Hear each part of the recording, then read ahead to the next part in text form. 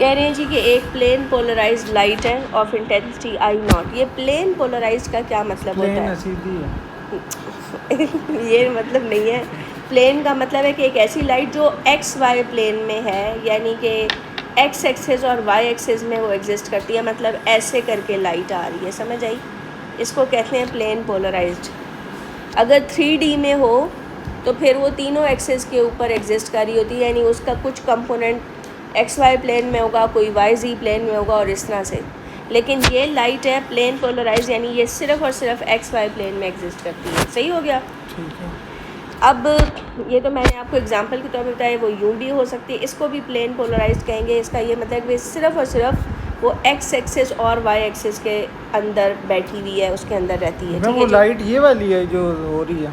अब वो x Y, यानी कि वो एक्स वाई में भी हो सकती है, वाई जी में भी हो सकती है, जी एक्स में भी हो सकती है, किसी भी, यानी बस एक प्लेन के अंदर। प्लेन का मतलब क्या होता है? डायरेक्शन ऊपर नीचे हो रही होती है। हाँ जी, प्लेन का क्या मतलब होता है कि जो दो एक्सिस से मिलके बनी हो चीज़, उसको प्लेन बोलते हैं। जो 3 एक्सिस से मिलके बनती है वो उसको स्पेस बोलते हैं। तो स्पेस में नहीं है बल्कि प्लेन में है।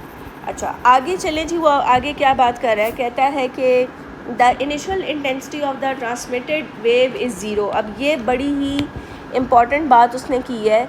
Initial intensity of transmitted wave, ये पहला फ़िल्टर लगाया उसने, और देखें वो वर्टिकल लगाया हुआ है, और जो वो प्लेन पोलराइज लाइट उस पर हिट कराता है तो बाहर हमें क्या मिलता है? ज़ीरो मिलता है। और ज़ीरो कब मिल सकता है बाहर? कि अगर आपकी लाइट एक्स एक्सिस के अलॉन्ग हो और जो फ़िल्टर है वो वाई एक्सिस के अलॉन्ग हो, यानी थीटा आपका क्या हो बेटे?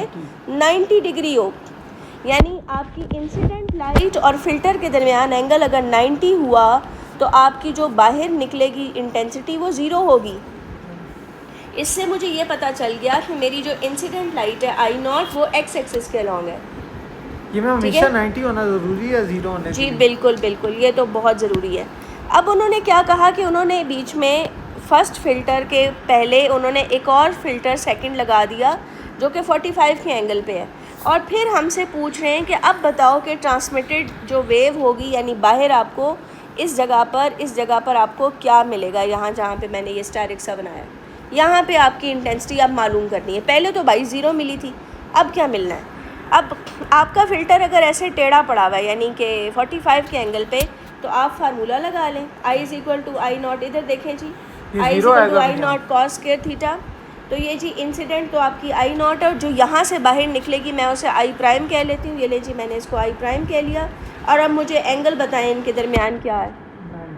गलत, 45 एंगल है बेटा। ये आपकी लाइट है और एंगल ये जो फिल्टर है 45। पहले ये नहीं कहा कि 90 डिग्री पहले फिर था ना, 0 हो गया, फिर 45 वाली आई? नहीं बेटा, पहले इसके और इसके दरमियान की बात हो रही थी, तो बाहर आई ज़ीरो आया था। ठीक है। अब आपने दरमियान में जब नया फ़िल्टर रखा है तो पहले तो ये लाइट पहले इस फ़िल्टर पे पड़ेगी ना, तो फिर इस लाइट और फिल्टर के दरमियान का एंगल 45 है। तो यहाँ से ये जी cos 45 का आंसर होता है 1/√2, और जब आप उसका स्क्वायर लेंगे तो ये 1/2 आ जाएगा।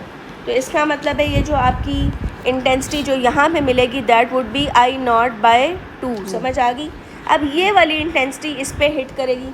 और मुझे बताएं कि जब मुझे एक बात बताएं कि जब फ़िल्टर में से लाइट निकलती है तो उसकी शक्ल बिल्कुल फ़िल्टर के जैसी हो जाती है, यानी जाहिर सी बात है सिर्फ ये वाला पोर्शन अलाउ होगा ना बाहर निकलना।